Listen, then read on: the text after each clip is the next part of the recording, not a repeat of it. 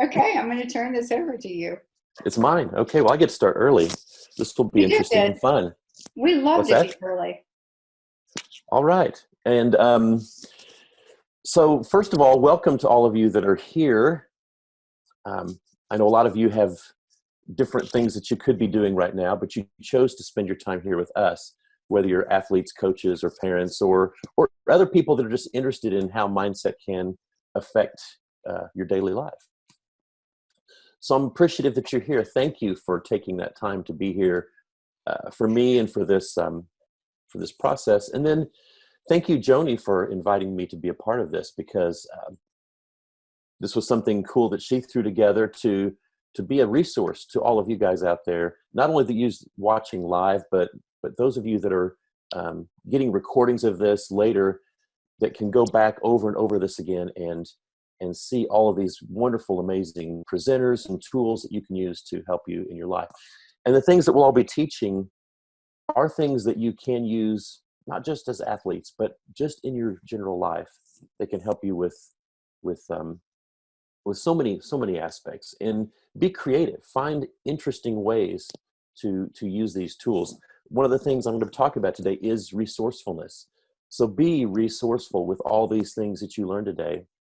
Find a way to incorporate them into other parts of your life in ways that maybe none of us have even thought of yet. That's how all of us grow and help each other grow.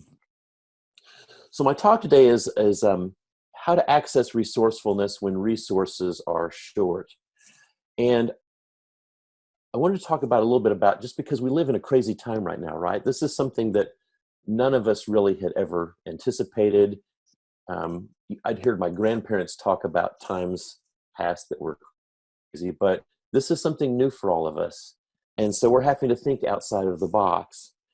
And unfortunately or fortunately, our brains are wired to notice danger.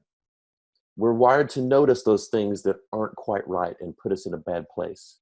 And we're not wired to necessarily look for the good things. So it's really easy to let these times stress us out and get us anxious. With my clients, one of the things that I try to have them do to help rewire their brain is something really simple. It's just a gratitude journal. Just take a little book and each day write down 3 things that you're grateful for. And the next day write down 3 things, but not the same 3 things. And what you're training your brain to do is not to necessarily look for the danger, but to look for the good. You're rewiring it in a way that causes your brain to find those things. Oh, I've got to think of 3 things. I got to be scanning that environment. Our brains are designed to give us what we focus on. So when we change that focus to things like gratitude, it can help us rewire that part of our brain in a way that helps us and benefits us. Yes, we do need to look for danger. That part does serve us, right? If something happens, we need to be able to react. But in our modern society, we need so much more than that. So that's a simple practice. But during this crazy time that we're living in right now, you may notice that you don't have access to all the resources that you normally would. Not just people that are hoarding toilet paper so you can't find it in the store, but other things like certain kinds of foods that you may normally enjoy, or the company of people that you normally enjoy. And as athletes and coaches, you may not have access to the coaches or the trainers or the training facilities that you normally would go to, or at least not the times you would normally go there. And resources are things that are kind of external. They're things that we can use in different ways to achieve goals or results that we want in our lives. But sometimes those resources aren't there. Now, resourcefulness is the ability to find quick and clever ways to overcome difficulty. You might look at that as creativity plus persistence. When you put those 2 things together, then you have resourcefulness. Being resourceful is something that's absolutely necessary because it will help you maximize what resources you do have. And it will help you turn inside to find the resources that you have inside, and not just those things that are external. Tony Robbins, I guess many of you know who he is, told a story about a TED Talk that he was at. And it's just an interesting case about resources versus resourcefulness. He was doing a talk, and during this talk, he asked the audience, how many of you have failed? And this was a room full of movers and shakers and high-level people. So when he said that, nobody put their hand up. He said, come on. I know many of you failed. I can hear you breathing. How many of you failed? Finally, a few hands went up. And then over time, more and more hands went up. And he finally realized, yes, we've all failed at some point in some way. And then he asked, why did you fail? And he got the normal litany of excuses. I didn't have enough resources, basically. I didn't have enough time. Didn't have enough capitalization or money. I didn't have the right people working for me. The timing was wrong. I didn't have access to raw materials, et cetera, et cetera, et cetera. Finally, he heard a voice in the front, in the dark, that said, I didn't have enough Supreme Court justices. Now, when he finally looked and saw who it was there in the dark, it was Vice President Al Gore.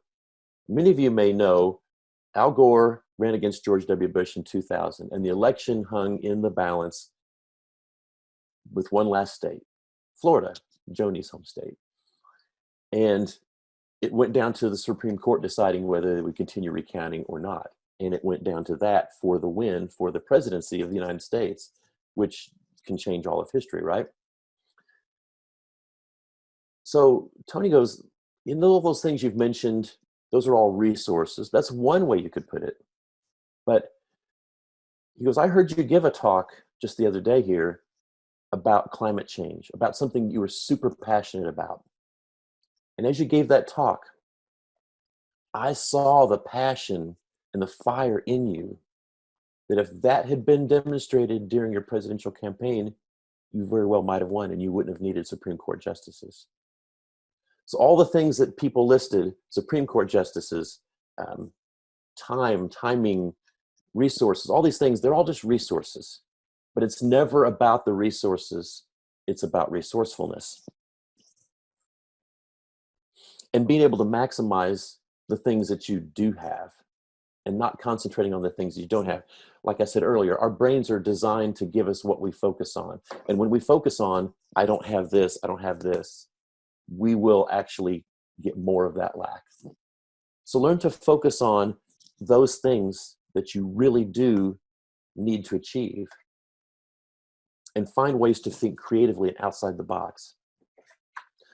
So what are some good examples or characteristics of someone that's resourceful? Things that you might want to try to emulate yourself. And as you try to emulate them, you can become more and more like them. The first and the biggest one is just be open-minded. If you have that mentality of we've always done things a certain way, you're not going to be able to be resourceful. You need to consider possibilities, finding value in people and things that you didn't have necessarily that appreciation for before, and what they can bring to the table for you.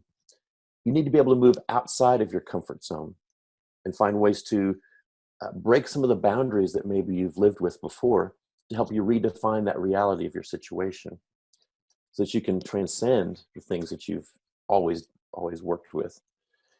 You need to have confidence in yourself. Henry Ford once said, whether you think you can or you can't, you're right. And that's really a big part of success, is having that belief that you can achieve. When you have that, then you find the wherewithal to achieve those things. And if you want to find a way to gain more and more self-confidence, try just writing down, keeping a log of all the little successes daily in your life, even the little things. And you'll find that you have far more success than you've ever realized. And over time, it'll be obvious that you are amazing at what you do, and you can be self-confident in that. You need to be able to think creatively, number 3. You have to use ingenuity and imagination. There are people that we admire, people that started huge, humongous businesses that were able to do so, not through because they had tons of resources, but by being creative. Think of people like Walt Disney. or even more modernly, Steve Jobs, who started Apple in his garage, thinking completely outside the box, completing a completely new paradigm for how computers could be used. If you think creatively, you can allow ideas that maybe seem crazy or outlandish to evolve into something that's really amazing and could be even actually genius, just by looking outside of what you normally would look at. Something that's very important if you're going to be resourceful is to take action now and not later. Don't wait. Be proactive. Never put your success on hold until those perfect resources become available. We don't know what the end of this will look like. We don't know how this will change things for all of us in the future. But we could continue to put that off and say, well, this next month, maybe when this is over, then I'll really do something crazy. I'll really get involved. You need to act now, even if it doesn't look like what you're used to. And then persistence. Never give up. Some people talk about success in whatever field or endeavor is getting up one more time than you've fallen. So people that are resourceful don't let little things stop them, or even that frustration. Sometimes it actually makes them even more motivated when they have a setback. Every failure is one step closer to success. So don't quit before you see success. And then finally, a sense of optimism, seeing that glass as half full, even if there's just a little sip in it. Positivity and that optimism will encourage your mind to keep open to new possibilities. It encourages even those of you with amazing skills to continue learning and to continue growing. So I said we lived in a crazy time right now, being insane with what's going on, but we also live in an amazing time. How do we become more resourceful in a time like this? How can you develop it if you don't have it already? And if you're already focused on tunnel vision and this thing right here, how do you expand that to become even more?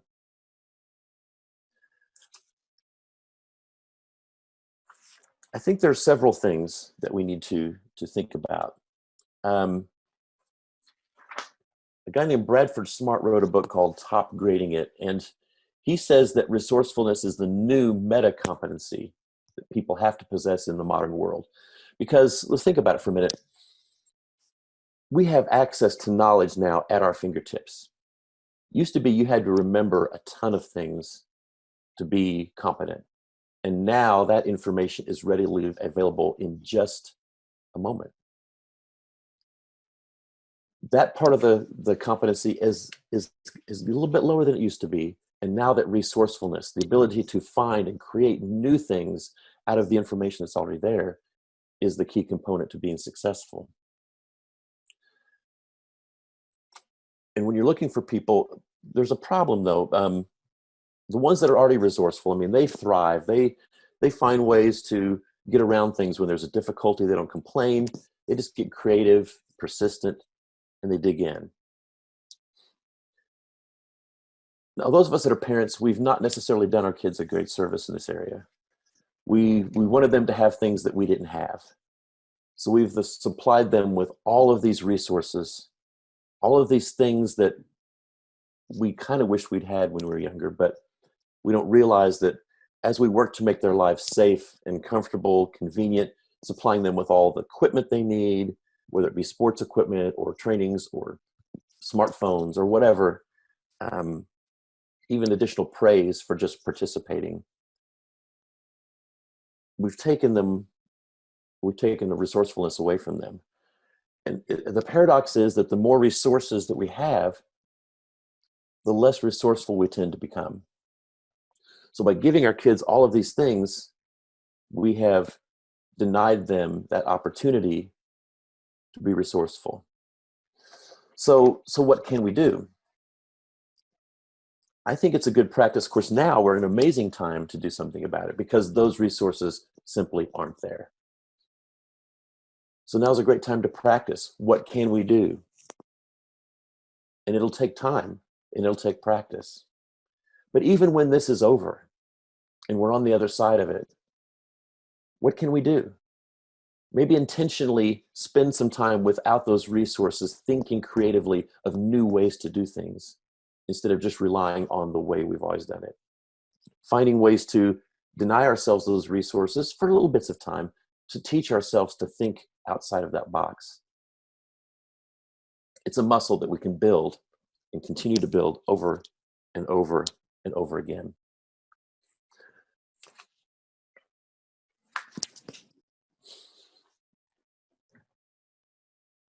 There's a really great quote, because we're living with a lot of uncertainty right now, right? A lot of us feel comfortable, we feel safe when we have a lot of certainty. But uncertainty in these times is something we have to get comfortable with and used to. Another great Tony Robbins quote that I love is, the quality of your life is in direct proportion to the amount of uncertainty that you can comfortably handle. I'm going to say that one more time because I think it's really important. The quality of your life will be in direct proportion to the amount of uncertainty that you can comfortably handle. And now's a perfect time to practice that because there is a lot of uncertainty. Learn to be comfortable with that. Instead of pushing back from that uncertainty and pushing it away from us, lean in because we don't know so many things right now, and that's okay. But we can lean in, find new ways, and grow.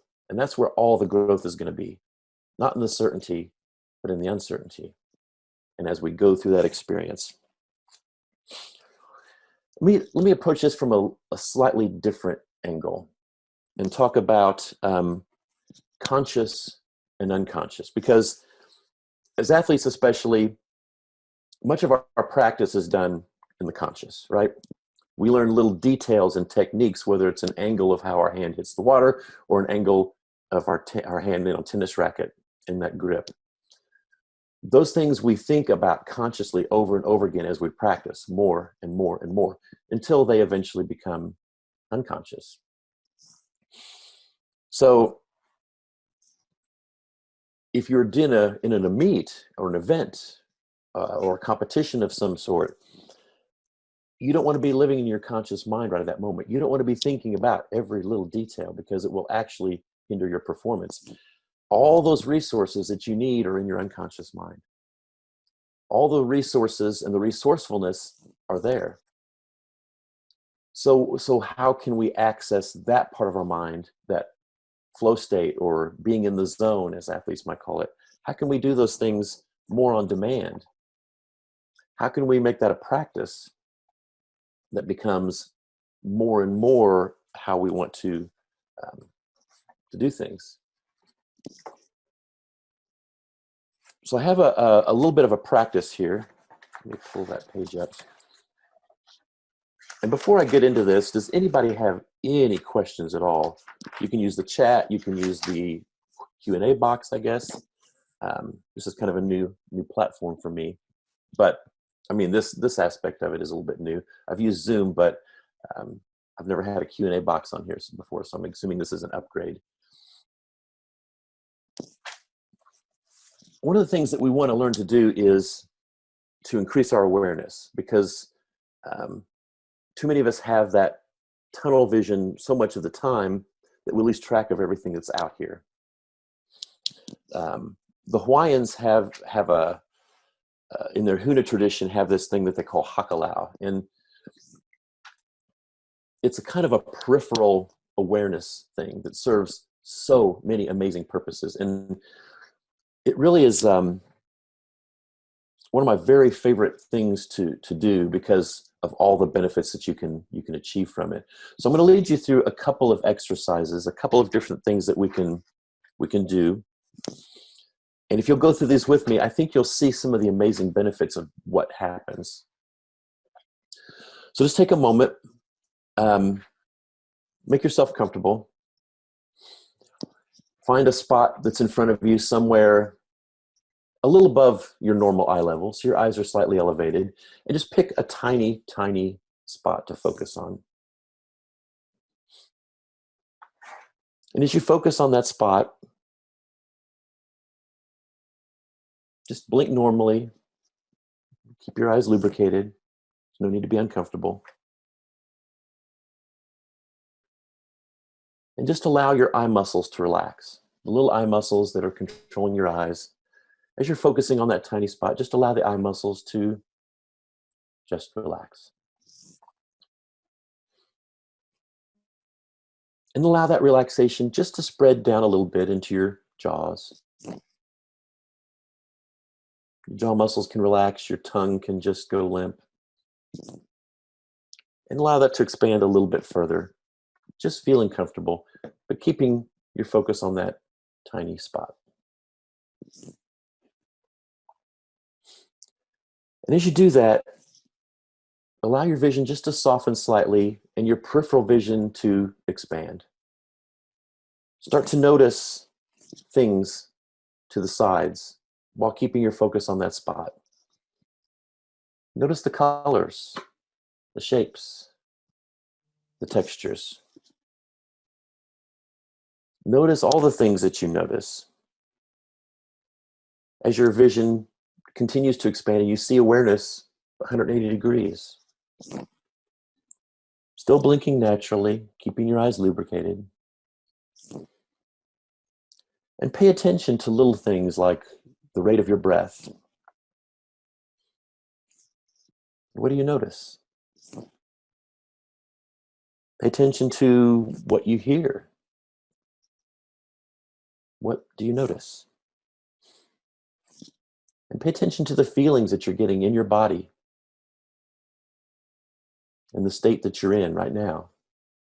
And what do you notice?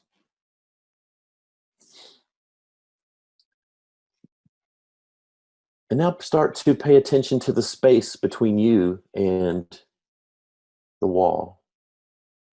The space between you while you're still looking at that spot. Notice the space between you and the other objects in the room instead of just the objects themselves.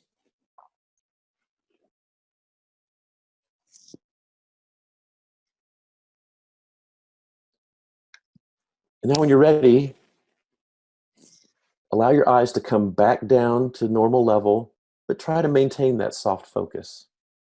And just notice how you feel.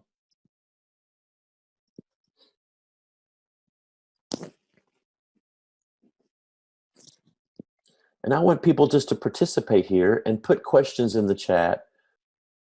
What did you notice while you were feeling these things? What were you noticing that you saw? What were you noticing in the room?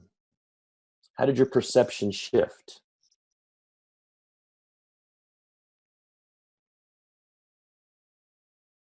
Or did you notice anything at all? Was it just quiet? What often happens is the room goes quiet, although the room is still the same, right?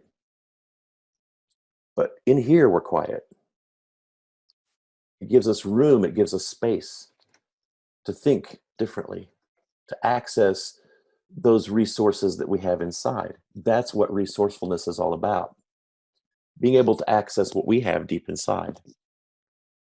One of our beliefs as people in the hypnosis profession and others here is that you have all the resources you need inside to be successful. These things out there, they can help, but so yeah, I just got a comment that says, exactly, I noticed I was calmer because the inanimate object was not moving. Yes, exactly. You can feel much, much calmer. And that's one benefit from this in these kinds of times. You can feel calmer, more at peace, more centered, but also you can notice creatively things can happen, especially if you start to do this with intention. In other words, set an intention beforehand. Hey, things are not the same now. I've got this. Concentrate on the lack, but I want to concentrate on what can I do? What are the possibilities? And then go into this hakalau state. The cool thing is the more you do this, the better it gets. It is a mild trance-like state that can help you access all of those internal resources that you have, right? So it's easy for us to do this. It's a simple exercise. You can do it with intention, or you can do it just as a way to empty yourself. The Hawaiians called it a walking meditation because it is an ability to get into kind of this flow state at will. It's also an amazing learning state. So you can use this later in the day as more and more of these panelists come on board. And as you do that, and maintain that focus, it creates a learning state, almost like a download state, to where information can just flow in and be more and more accessible to your conscious mind later. So this is an easy way to access resourcefulness.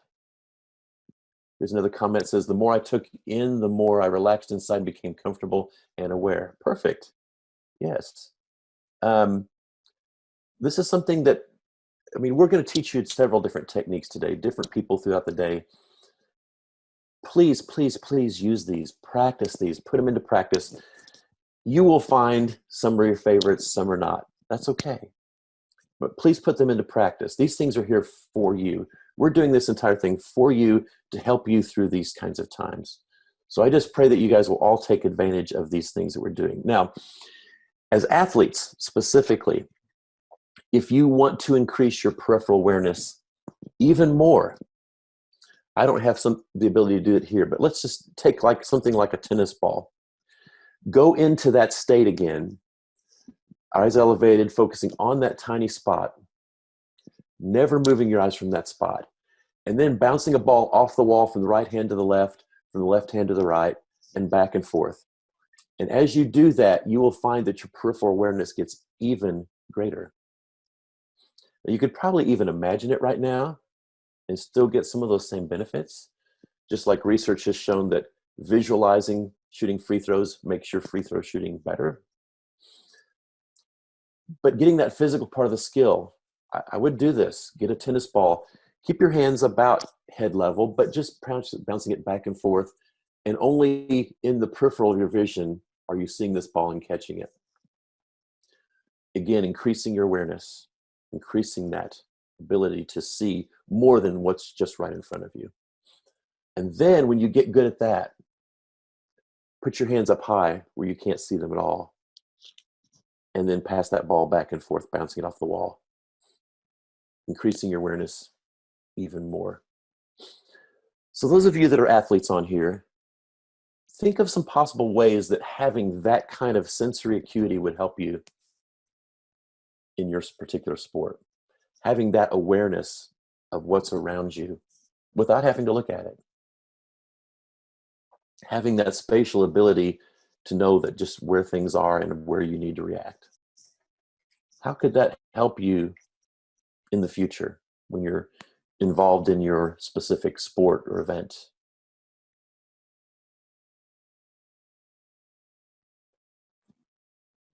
There's a lot of possibility there. But again, it will take some work. It'll take some practice. But hey, we live in amazing times, right? We have the ability and the time now to put these things into practice, to help us think creatively. One of the things I didn't mention yet was, how do we help each other? Because yes, we can individually be resourceful, but how can we collectively be resourceful? Because the truth is, we're all better together. I have ideas, I have experiences. Joni has ideas and experiences. So does Adam and Shalina and Larry. And all of us here on the panels and all of you there that are attending have ideas. You have skills. You have experiences. So how can you take those things and use them in a way that benefits all of you? How can you, and I'm not answering this question for you, I'm asking you to ask this question of yourself. How can you connect with other people through these times to share ideas and concepts and things like that. I mean, this conference that Joni's put on today is a great start. It's a great way for all of us to get together, throw some ideas off each other.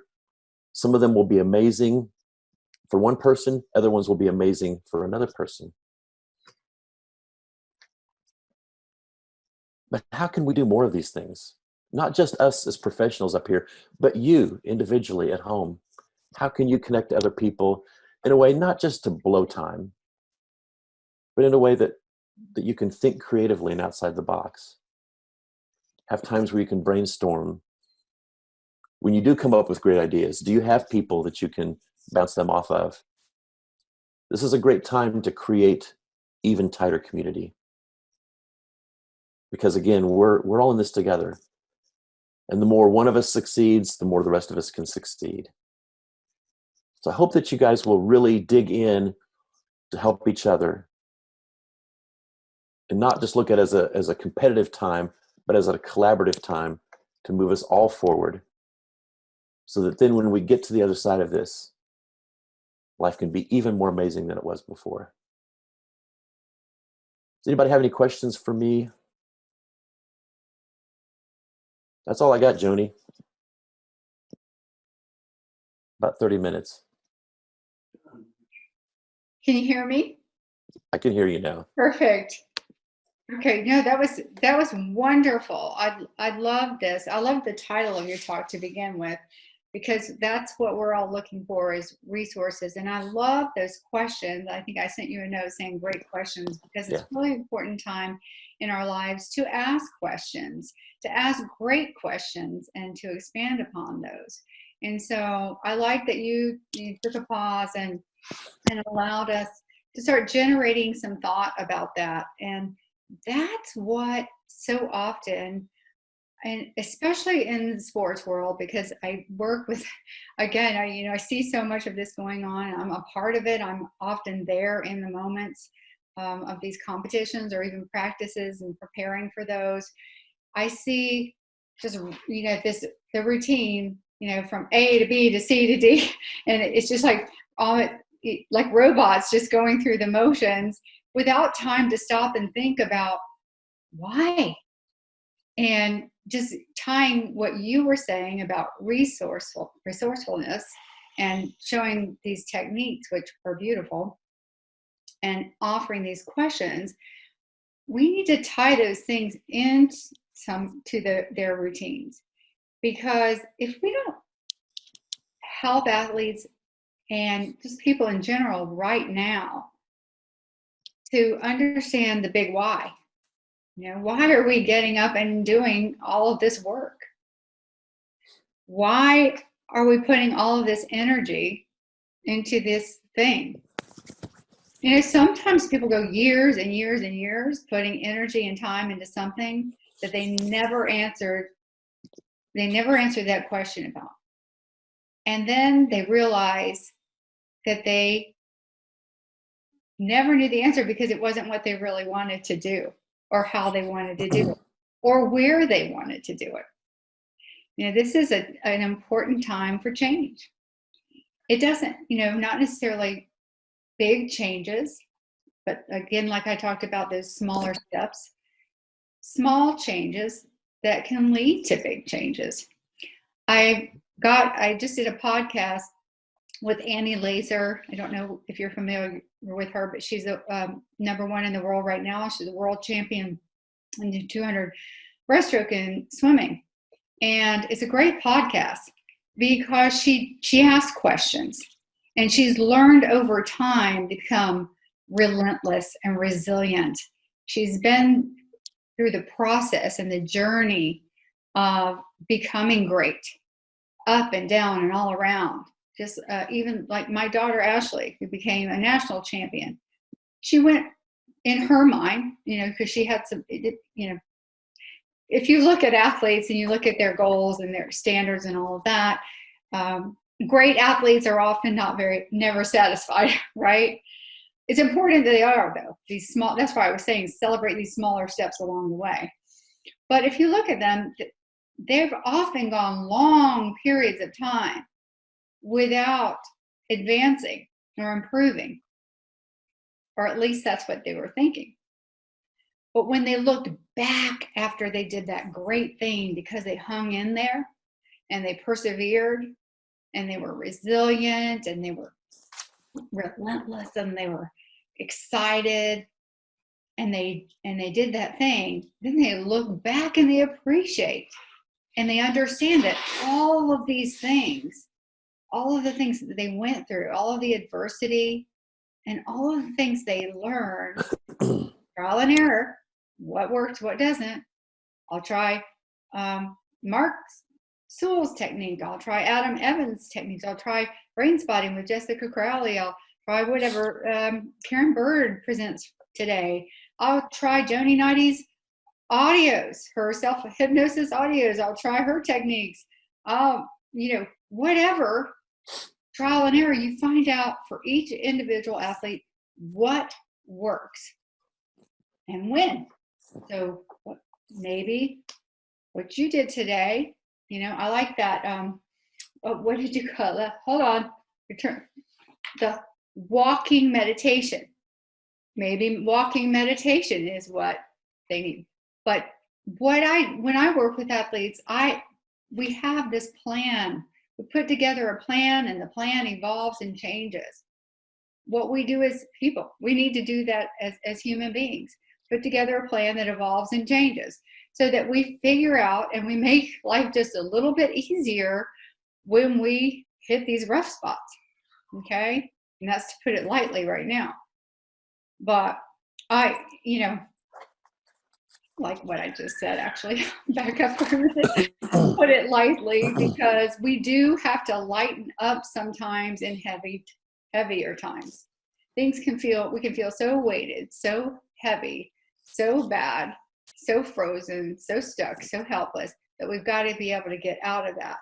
And so that's why I appreciate all these things that are being posted, tips, these webinars, everyone volunteering their times, the memes that make us laugh, the jokes.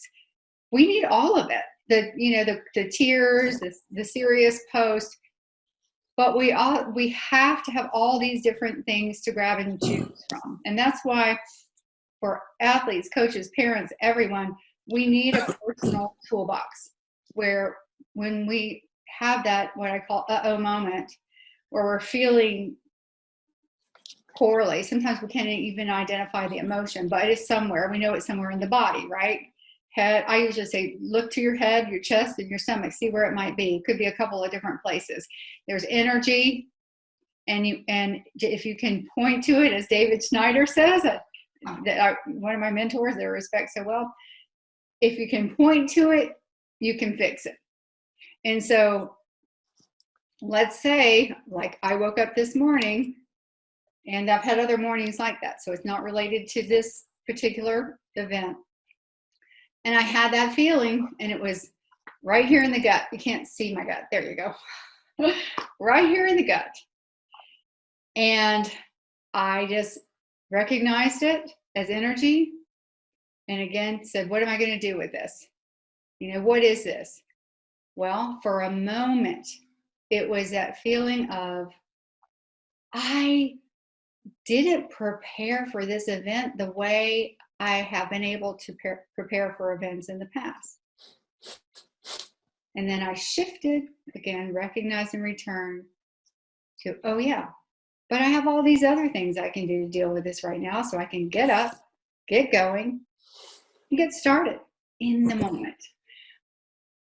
We have techniques and resources collectively, and we'll be talking about a lot of those today, where we can help athletes and people in the moment, which is great, because being able to shift and understanding that you have that ability it's gold. It's like gold. We need it, because people that don't have that, they don't know what to do. And there comes your uncertainty. Yes, we are uncertain right now about many things. Small businesses, even larger corporations. If you just look at finances and the economy, which, I'm not thinking a lot about right now. I'm thinking about, what can I do? Because as long as I'm doing something, doing something productive, doing what you talked about earlier. I'm letting my mind create, and and taking that time to use my peripheral vision, okay, in a different way, then I am going to keep moving forward. I'm going to keep my motivation, my momentum, which is part of what we talked about, is maintaining momentum during this time. So true. So I liked your peripheral vision technique, and there are many of them, right? But I was doing that exercise in my mind as you were describing it. But let's talk about another one that I use, since we have this just a tiny bit of extra time, right? Yeah. I do think Chelina had a question for me. Oh, you got a question? Yeah. So Okay, don't let me lose my thought. Bring me back. Let's close this loop at some point. Okay. Yeah, definitely. So I just wanted to ask, I apologize, I did step out for a minute.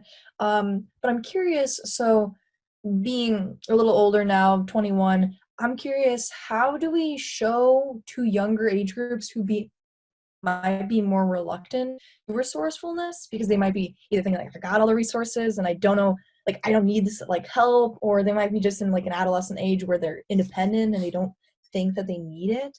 And so I'm curious, any advice to show people that they can kind of work for this? And I'm curious kind of, how do we break that like critical headband and like thinking about like, no, I got this, instead of like being open to it? So that's kind of my question.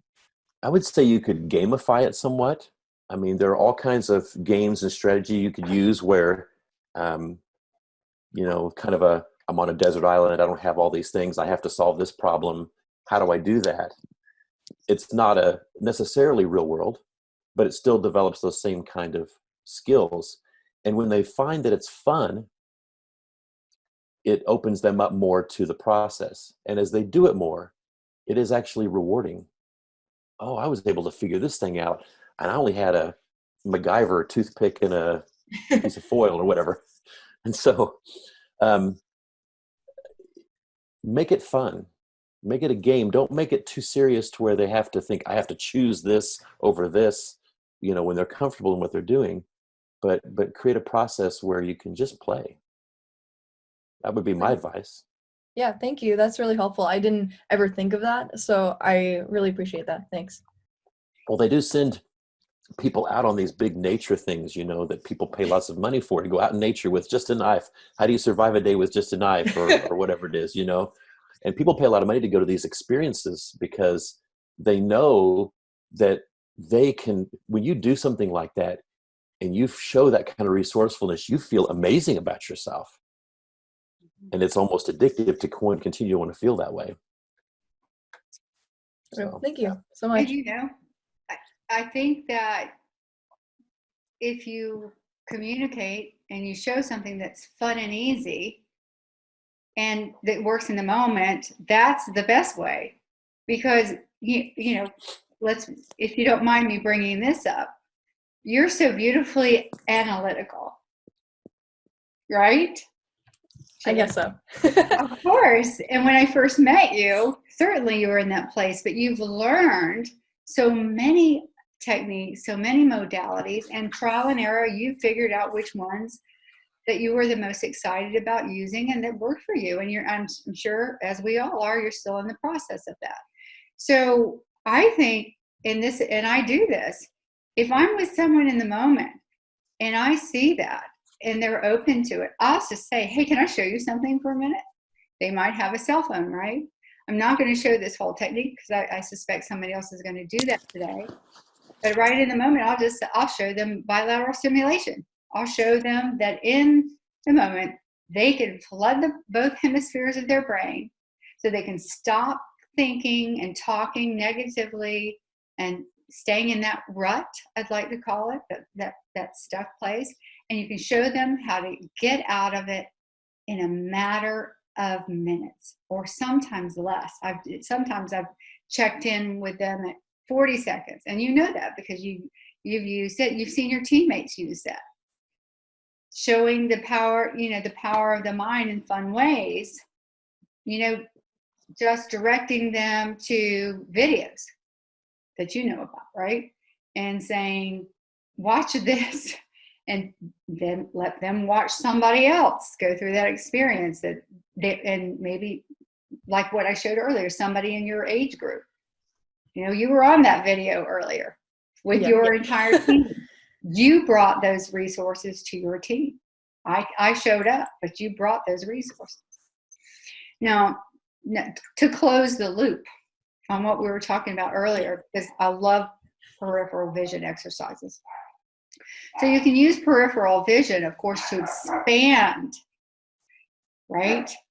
But we can also use peripheral vision to bring things into that space that we want to be in while tuning everything else out, right? To focus, because focus is actually, and in my team talks, if you've experienced one as a coach, an athlete, a parent, you know that I always say that mistakenly, a lot of people think in general that nervousness, pressure, attitude, motivation, that those are the real problems, okay? And they are real problems. But they do start going, and this was part of your talk as well, with focus.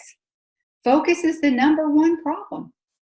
Focusing again on what you don't want versus what you do want. And so now I'm going to take this sport of swimming, but we can, and Adam is next, and he's unmuted, so he may chime in at some point early. But hi, Adam, how are you? Hi, guys. But it's very important in many sports to keep that focus very narrow. With you, Chelina, and swimming, those lane lines, there's so much going on around you, so much noise, and you've got spectators, you've got announcers, you have coaches talking collectively, and just people. You've got athletes at different levels of self-talk, self-belief, energy. Some of it's negative, some of it's neutral. But when you want your energy to be focused on what you trained for, what you understand is already there, you've done your mental checklist. This is part of what I do with athletes. You've shown up, you've done this. You show up to compete, and all you want to see is, which is what champions do, is what is going on between here and here, right? And all you want to hear, because you have the ability to tune that out, is what you brought with you and what you understand and know to be true, and what everybody else does is what everybody else is doing. And you know what? Believe it or not, I've seen some interesting dynamics, and I know you have too, where there is this negativity, and that negativity is sometimes designed to knock you off your game.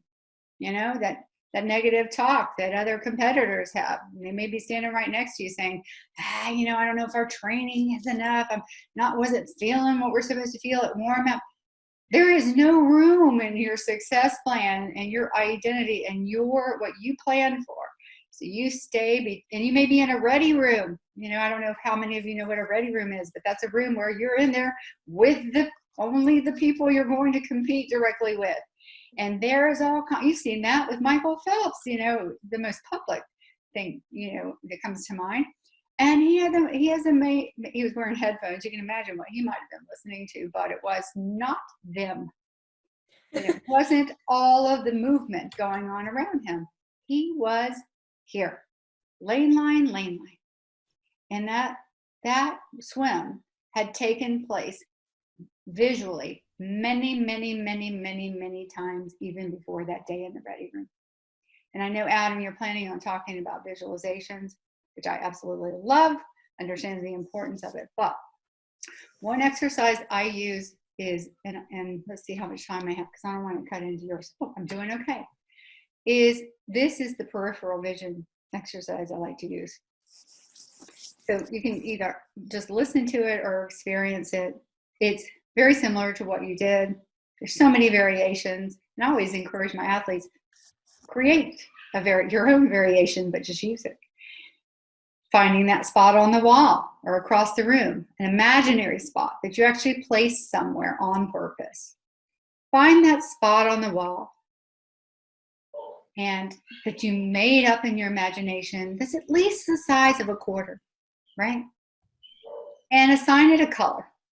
And let that color represent whatever it is that you want right, or need right now.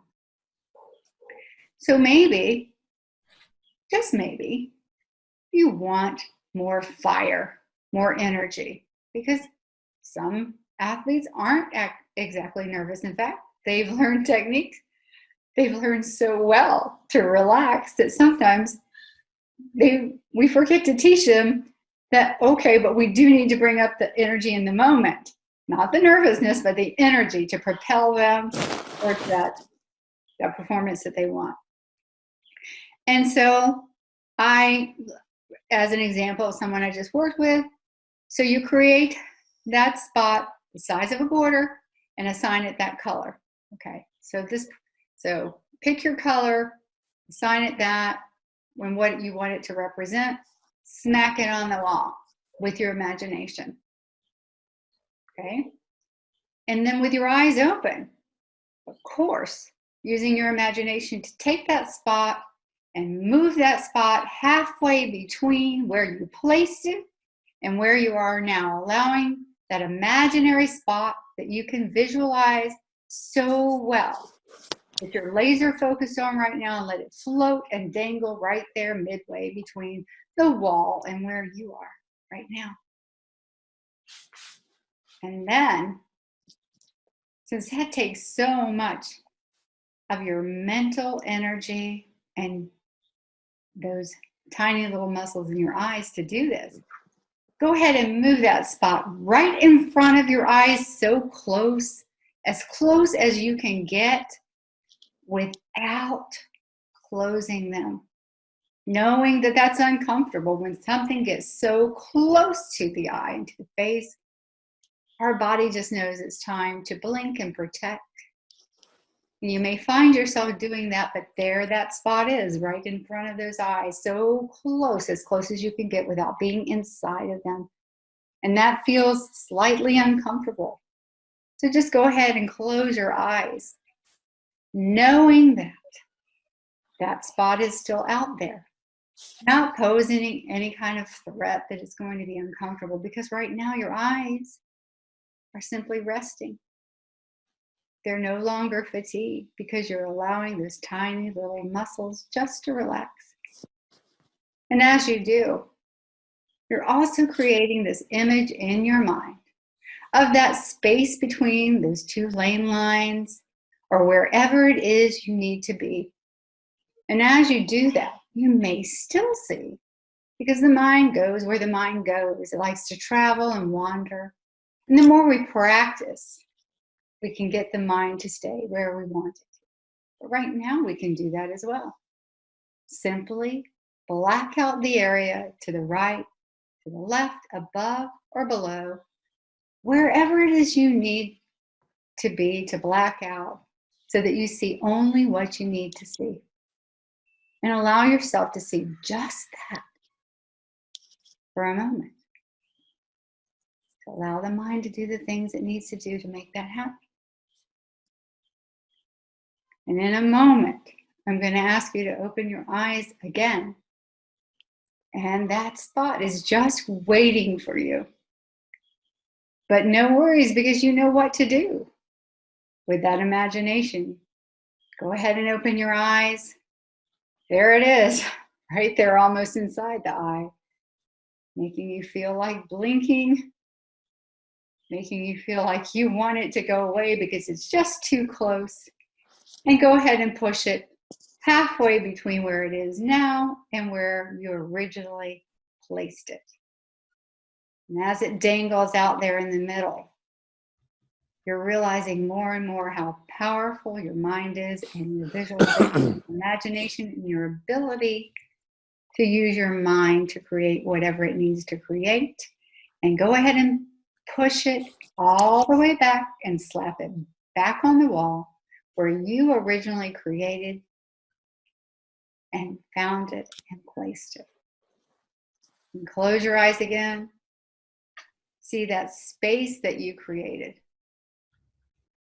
that was within that peripheral vision that you wanted. Actually eliminating some of the peripheral vision, maybe to the right or the left or above or below, wherever it needed to be eliminated, keeping only that space that you desire. Now opening your eyes and having had that experience, knowing that the more you practice this, the better it will get and the more real it will become, because you'll focus on that and it will become your reality.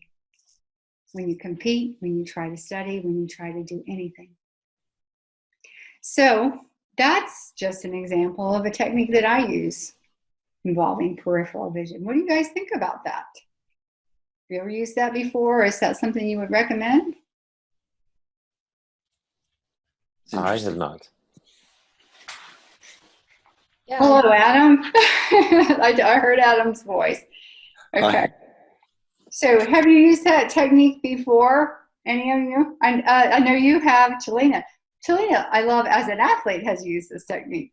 I think I was using it before I even knew a name for it. So I think a lot about, like, I think a lot of people thought I was just daydreaming or zoning out, but I definitely, when I was younger, would just like zone in on something, and that was a much better way of me thinking. So I know when I was much younger, I was always mesmerized by the ability to kind of be still in the state of wherever you are, but like hopefully not driving, not doing anything dangerous, but you're just kind of Yes. in class listening to what's happening, maybe even hearing a colleague or classmate, but then you're just focusing on this one thing and you have so much more clarity. And I think it's really fascinating because a lot of people, if you're an age group and as you like learn different names, you see that you already have had the ability to kind of train the skill because it just came maybe naturally. But what excites me is that I'm like, oh, I'm not the only one. Great. So it's really cool seeing that, like, understanding psychology and neurology disciplines that are around this, experiences that come up in daily life. And so I think that's really exciting because I've always heard from my parents that, like, even when you're not working on a project, you can think about working on it. And that's already kind of like you were mentioning earlier with preparation, constantly our ability to like get into that flow state, even before we know what flow state means, right? That's right. So all really cool things. Yes. Yeah, I always love names for things. I like naming things. I like changing the names of things. I bet you guys are this could be the same way. I loved cognitive therapy. I'm very proud of my background in cognitive therapy, not because I did it, but because I did it and it works. It works with myself. It works with my athletes. It works with, anyone that I use it for, and it ties in so nicely to NLP and hypnosis and all of the other things that I do. And so it's there are many, many names for the way that we distort things. I know, Karen, I see your picture on here. Do you want me to unmute you, by the way? Adam's about to speak, but do you want to be unmuted for a second? Hi, I just want to say hi to everyone, and I'm excited to hear what Adam has to say. Good. Well, yeah, he's going to start in about 5 minutes. So we're just chatting and expanding on what Mark just talked about, and he did a beautiful job. Selena asked a question about how to get kind of younger people or anybody who might be a little bit more cognitive or a bit more resistant to having input. And one of the things we can do is we can make the mistake of asking somebody that closed question: would you like some help? And they'll give you a yes or no answer. Yes, I would, or no, I wouldn't. And that kind of leaves you in a bit of a black and white situation. And you've got to remember, a lot of people tend to feel a little bit apprehensive about actually asking for help or input or guidance of any kind. So one of the clever little sneaky things you can do is you can give them a My Friend John story. And a My Friend John story is, rather than talking about how they could have some help and they could have some benefit, or telling them about you, I got some help, I got some benefit, because it's really easy to discount somebody who you know personally, because you can use the rationale of, well, of course you did that because you're an X person or you're a Y person. It's really easy to kind of negate the offer of help. So one of the little sneaky things you can do is you can talk about your friend John or your friend Sally. And it could be, oh, my friend Sally, she's been having some great interactions with her sports hypnotherapist. And ever since she started to work with her, she's really made some huge impacts on her performance in the pool. And that's just something I think is fantastic. You might want to, talk to my friend Sally. And of course, that takes away or reduces the ability to say, no thanks. It kind of puts the seed of curiosity in there, as opposed to, would you like help or would you not like help? So that's a useful way to kind of bypass the initial shutdown. Okay, so there's one answer for you, one helpful tip. Okay. Like that, curiosity. I like that a lot, because I think it's easier to being curious than needing to be fixed, so to speak, or changed. Our ideas being shifted. So it's open. It encourages openness. I like that so much. Great little. I like that. So a more direct technique for you. Just Google my friend John stories. It's really cool. Hypnotic my friend John stories. I've never heard of this. Okay, I'm making a lot of notes. This is great. Me too. Yeah, I hope everyone has a pen and paper, because there's been a lot of great stuff here. I've made tons of notes. My friend John stories. Got it. Thank you, Adam. Welcome. So, Mark, let's bring some closure to your great talk on resourcefulness when resources are limited. Boy, I tell you, you did a great job and offered us a lot. Hey, I've gotten really good at that. What you suggested. I went to the grocery store, and they didn't have the brands that I use to make my chili. Kind of funny story, right? So the resources are limited, right? But wow, what I learned. This is just a simple example, but by looking at the shelves, I learned that I have so many more choices. I was definitely using too much of that, peripheral between the lane lines vision. That was the time when I needed to use what you were suggesting, Mark, and really expand that vision, because it sounds like a simple thing, but for a moment, because this is what our brains do, because I had this habit of easily going in and grabbing these things in different locations, because I've done it how many times? It's become a habit. All of a sudden, that habit no longer served me because those resources weren't available. And so my mind, it started to expand out of necessity, but I also allowed it to. And I found some stuff that worked. Guess what? I found a new way. And so it's going to be even easier now. I can grab just about anything and still come up with something called chili. And now I'm craving chili. I just suggested, didn't I? In that sneaky way, like Adam. It's funny because, Talk about your friend John having chili. Now John's going to be having chili. We're going to have a great story by the end of this. We're going to write a hypnotic story. Here's a cool example about how we can actually marry what Mark's been talking about and the question that Selena asked. We like stories. Human beings love stories, and we like stories more than kids. And if you can do a metaphorical story, which is pretty much what Joni's just done, that's a great example. So the way you can start the story, Selena, is you could say something like, it reminds me of a time. And there's a simile between what Mark's talking about the reduction of resources, about having to create, to give us more spontaneity, more creativity. The reduction of resources makes us be more creative, makes us be more spontaneous. So a simile or a metaphor story would be, it reminds me of a time that last year, London shut down because of the transport strike. All the public transportation shut down, all the tubes, all the buses. And that was a really interesting experience because everybody who commuted into London had to change and had to find a different way. So they had to find a new way to their work, a new way to their shop, a new way to their home. And what was really interesting is their new method, their new route, their new tactic of getting to their work or their shop sometimes proved to be better than the one they originally were using before the strike. And that's a metaphorical story. So you could use that as a simile. It reminds me of a time. You don't have to do it quite overtly like we've just done here, because we're doing it in an overt situation. You can just have that conversation when you're, sitting by the pool talking to somebody. Oh, it reminds me of the time. Reminds me of the story somebody once said.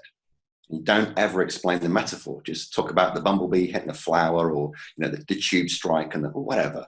Just tell the story that's similar to the event you're talking about, and then just nod knowingly and walk away.